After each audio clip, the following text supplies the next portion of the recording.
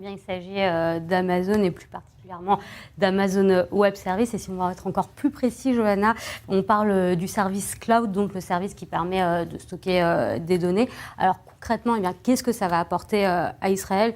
Eh bien, on s'en doute, ça va booster son économie. C'est une évidence puisqu'on sait qu'Israël, c'est une start-up nation, mais le secteur de la tech, depuis un petit moment, est en crise. Alors, de manière générale, ce secteur connaît une récession mondiale, mais l'instabilité qui est due en fait à la réforme juridique tire vers le bas le secteur de la haute technologie du pays, puisque 91% des investisseurs dans la haute technologie israélienne sont financés par le secteur privé, ce qui n'est vrai nulle part ailleurs dans le monde. Et les investissements ont baissé de 70% par rapport à l'année dernière. Et alors concrètement, qu'est-ce que l'installation d'Amazon Web va apporter au pays ?